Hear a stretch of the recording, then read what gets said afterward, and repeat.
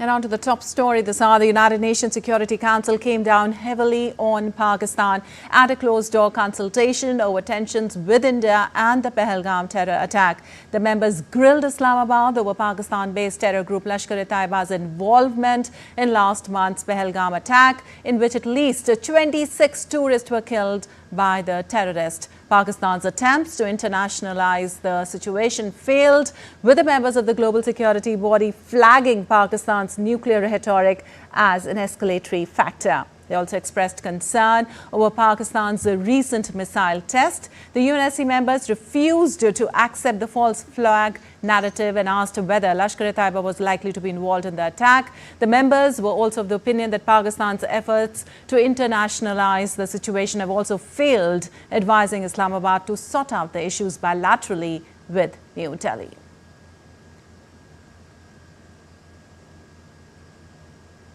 And Akshay Dongre joins us from New Delhi for more on this. Well, Akshay, how significant is the UNSC's direct criticism of Pakistan in shaping international pressure regarding the cross-border terrorism?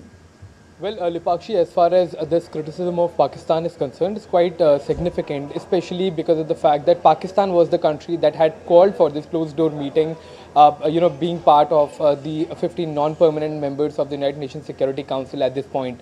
A meeting that was called by Pakistan, a meeting that was called for Pakistan to set its own narrative has backfired, and in fact, the United Nations Security Council members that were present in the meeting had questioned the role of Pakistan, terror group, the Lashkar-e-Taiba, and its proxies in executing this Pahalgam massacre in India's Jammu and Kashmir. So clearly, what we are seeing right now is another embarrassing moment for Pakistan, especially given the fact that even after trying to set its own narrative and trying to unite or line up international support for its army and the kind of terror activities that it has been doing and trying to mask it, Pakistan has been exposed once again at the global stage.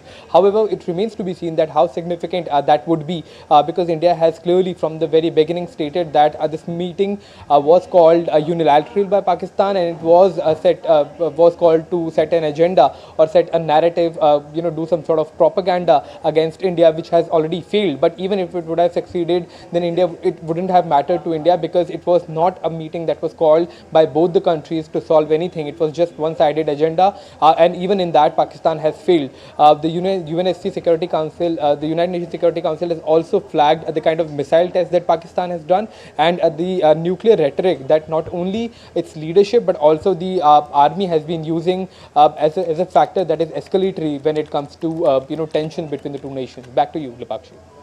All right, Akshay, there's a news coming in right now. The National Security Advisor, Doval, meets Prime Minister Modi on the issue. Tell us, Akshay, what are the implications right now of this meet and of also UNSC outrightly rejecting Pakistan's false flag narrative? Well, Lipakshi, the kind of meetings that are taking place are highly confidential in nature, because in the past 1 week we are seeing meetings after meeting being taken place. Prime Minister being in most of the meetings, and even if he's not, he's getting updates of all of these meetings. So as far as what is happening, it's absolutely confidential. So nothing can be shared as far as the meeting and the outcomes of the meetings are concerned. But clearly, it is about the national security, the kind of preparations that are happening, the kind of preparations that are also taking place across the country, even the mock drills of different states that are taking place tomorrow are part of the agenda. But when it comes to the implication of such meetings, it's clearly that all of the preparations that have to be done as far as acting against the terror groups are concerned, or action that are being taken place by the Indian government to in fact find out and punish the perpetrators of this Pahalgam attack, be it inside India's borders or even outside of it, is being discussed and is being prepared for. Also, the second question, as far as the UNSC's retaliation against Pakistan is concerned, is quite significant. As we know, the kind of agenda setting that Pakistan has been trying to do has completely failed. And when it comes to the rhetoric that Pakistan is trying to build is constantly failing, given the fact that its track record is itself highly dubious. It's a country that has sheltered, provided, and even funded some of the world's most most dreaded terrorists. It speaks on its own as far as Pakistan's track record is concerned. So clearly, any kind of such meetings that are being called by Pakistan are not going to result in any much favor for the country when it comes to the global support. The countries, even the closest allies of Pakistan like China, are aware of the kind of terror hubs and terror camps that are operating from its borders. Right, Akshay. Also, UNSC questioned the role of Lashkar-e-Taiba in the Pahalgam attack.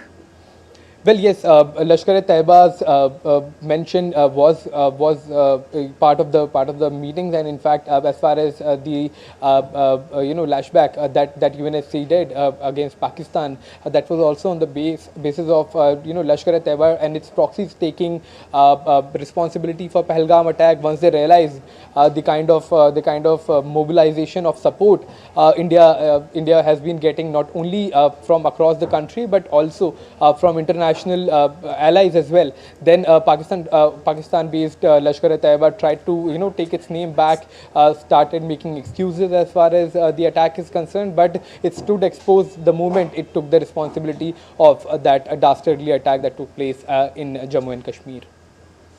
All right. Akshay, also at the UN Security Council meet, as we know, tough questions for Pakistan out read. Simultaneously, National Security Advisor Ajit Doval met Prime Minister Modi. This was the second meet between the two in the past 24 hours. Well, if you have to prepare for major actions, if you have to prepare for any eventuality, then certainly these meetings are showing the kind of hectic parleys that are taking place at the top level of the government. The National Security Advisor, the chiefs of the three wings of the armed forces, the Indian Army, the Indian Navy, and the Indian Air Force, their chiefs meeting with the Prime Minister, the Defense Secretary holding meetings with the Prime Minister, the Defense Minister holding meetings with the Prime Minister. So one pattern is very clear, that the Prime Minister is involved at each and every level when it comes to preparations for any kind of eventuality, any operations against terror groups and even against Pakistan Army. So this is all on the agenda when it comes to these kind of meetings that are taking place at the highest level of the government of India. Right, a day ahead of the countrywide security drills announced. Thank you so much, Akshay, for all those details.